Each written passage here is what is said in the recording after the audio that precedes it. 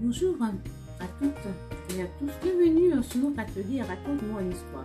Aujourd'hui nous allons parler de la vision au sein du mariage et nous allons voir l'histoire d'Esther.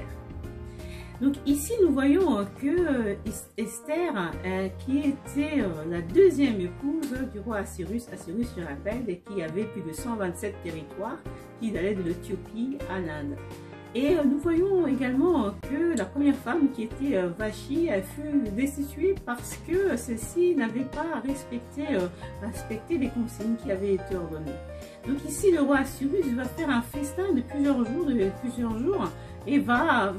convier la reine à la suite de ce festin à venir se présenter et parler de sa couronne. Et celle-ci l'a refusé. Et les collaborateurs du roi vont décider à ce que celle-ci soit destituée parce que ce n'était pas un comportement convenable afin de maintenir un ordre au sein de la monarchie. Donc ici, nous voyons que Vachi va faire preuve d'arrogance, je dirais même publique face au roi et face aux collaborateurs, face à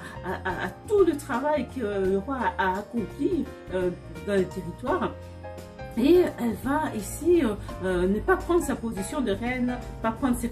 responsabilités. Mais par contre, on va voir que le roi, lui, par contre, va prendre ses responsabilités en tant que roi, en tant que mari, en tant qu'époux. Mais celui-ci ne va pas être celui qui va décider au niveau de son mariage lorsque Vachi va décider d'avoir ce comportement assez choquant, mais vis-à-vis de tous les princes qui venaient de l'Orient et d'Occident pour pouvoir faire festoyer avec le roi. Et ici, nous allons voir par contre que le roi qui avait changé, qui avait évolué, qui était même diplomate, va être pris de colère face au comportement de Vachi. Et voilà. Donc ici, nous voyons que Vachi, elle, par contre, c'était qui avait une responsabilité avec les femmes parce qu'elle celle-ci va festoyer de son côté au départ avec les femmes. Donc elle devait avoir le rôle de reine qu'elle n'a pas pris au sérieux. Et ici, on va voir que c'est comme si Vachi avait un peu perdu le fil, perdu ses responsabilités, n'a pas pris en compte que le travail de son mari, et elle a, comment dire, fait preuve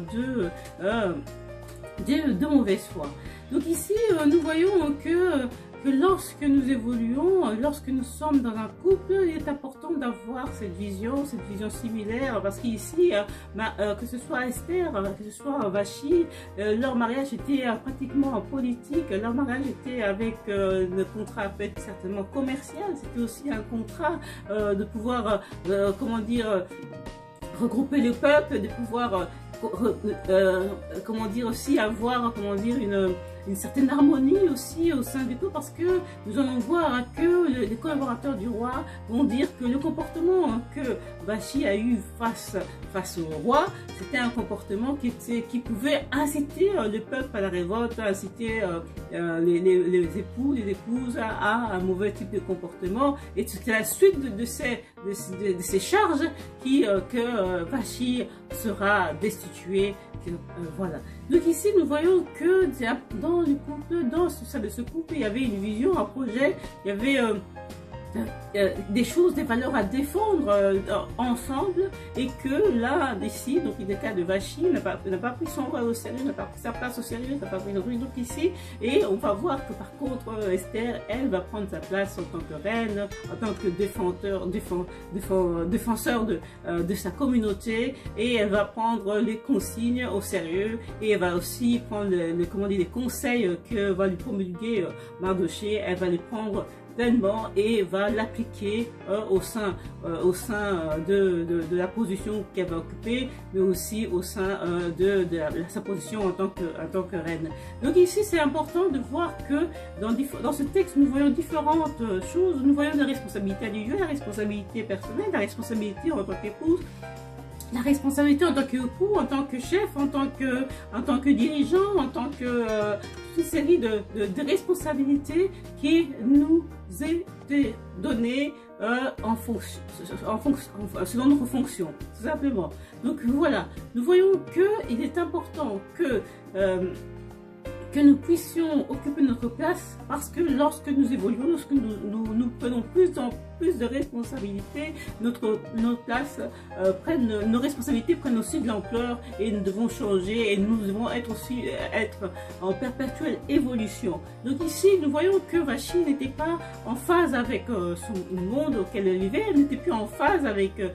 elle-même, c'est-à-dire que le roi avait évolué, changé de mentalité, il avait conquis de nouveaux territoires et continué à se développer, et Vachi restait dans sa zone de confort, et Vachi restait dans ses raisonnements, dans sa position, et qu'elle pensait qu'elle avait déjà acquis, qu'elle avait gagné tout, donc elle avait plus de challenge de la vie, elle avait plus besoin de se tenir, de se tenir à carreau, elle n'avait plus besoin d'occuper sa place avec sérieux, parce qu'elle estimait qu'elle avait déjà la couronne et que c'était bon. Donc ici, nous voyons que rien n'est jamais acquis, mais nous voyons aussi également que l'importance de pouvoir toujours chercher à évoluer, à pouvoir grandir, chercher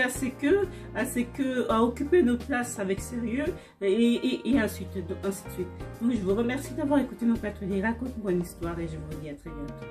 Merci.